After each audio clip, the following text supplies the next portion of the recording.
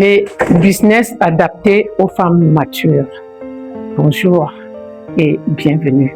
Alors ici nous sommes des matures, nous sommes riches d'années, nous sommes riches de sens, nous sommes riches d'expérience, en fait nous sommes riches en fait. Et la semaine dernière, enfin lors d'une des dernières vidéos, une de mes dernières vidéos, j'ai parlé de la nécessité pour les retraités de rester actives. Les femmes retraitées, la nécessité et même l'importance pour elles de rester actives. Actives physiquement, actives moralement, mentalement.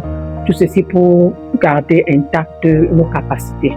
Alors aujourd'hui, je vais donner quelques idées de business des femmes matures. Les business que les femmes matures, les femmes seniors peuvent entreprendre sans trop se donner trop de peine. Alors, le premier business que je vois, c'est votre métier que vous avez exercé avant, mais qui peut devenir aujourd'hui votre business. Et là, ça se passe comment? Vous savez, des jeunes qui sortent de l'école ont besoin d'expérience. Et vous avez cette expérience-là. Et ça, c'est un business qui ne nécessite pas beaucoup de moyens, sauf si vous voulez le faire par vidéo. Là, il va vous falloir soit un téléphone ou alors un ordinateur. Mais vous pouvez le faire dans des sociétés, vous postulez dans des sociétés, dans des grandes écoles qui forment des enfants qu'on doit mettre sur le terrain, sur la vie active, dans la vie active, pardon. Alors, l'autre business que je vois, c'est ce que vous aimez. C'est-à-dire que votre hobby, j'ai souvent parlé de ça, votre hobby qui devient votre business. Vous aimez faire la cuisine, vous aimez tricoter, vous aimez faire des bougies, vraiment tout ce qui est artisanal. Vous pouvez former des jeunes dans ça. Ou alors, pour ce qui est de la cuisine, devenir un traiteur. Les dimanches, il y a certainement des gens qui n'aiment pas faire la cuisine, des femmes qui n'aiment pas faire la cuisine le dimanche. Vous proposez vos services, ou même en semaine. Bref, tout ça, c'est des choses qu'on peut utiliser comme business.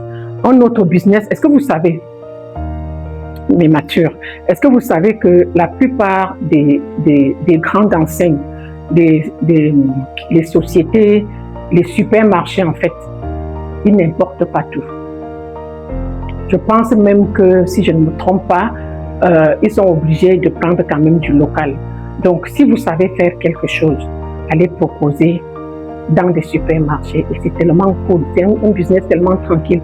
Je vais vous dire, mon tout premier business, j'étais à Douala, j'étais toute jeune et à l'époque il y avait beaucoup d'expatriés et j'avais remarqué que les femmes, ces dames-là aimaient porter des pantalons stretch. À l'époque le stretch venait de sortir, des pantalons stretch fleuris en coton.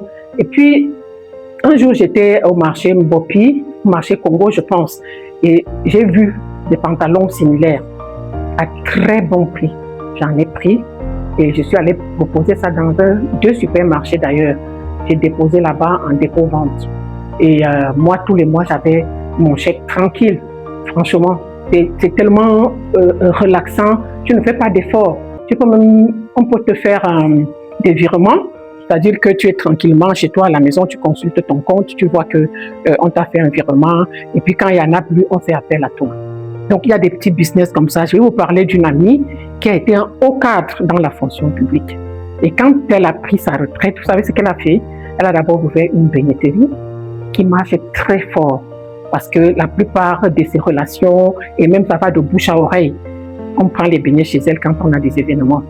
Après, elle a ouvert, je ne sais pas ce par quoi elle a commencé, je sais qu'elle a une baigneterie, un institut de beauté devant sa maison, tout ça c'est chez elle, hein, tranquille. Donc elle a le temps de contrôler, de temps en temps elle va voir ce qui se passe à l'institut quand elle n'est pas dehors. Parce qu'en plus de ça, comme je vous parlais d'expérience, on l'a appelée dans des ONG et elle forme des jeunes, elle forme des gens dans ce qu'elle a fait déjà quand elle était dans la vie active. Donc franchement, il n'y a pas d'âge. Il n'y a pas d'âge pour commencer. Il n'y a pas d'âge pour créer de la richesse. Franchement, il n'est jamais trop tard. Et ce que je veux dire, c'est que tu n'as pas besoin d'un gros capital pour commencer. Commence petit, avance pas à pas, ça va te faire du bien.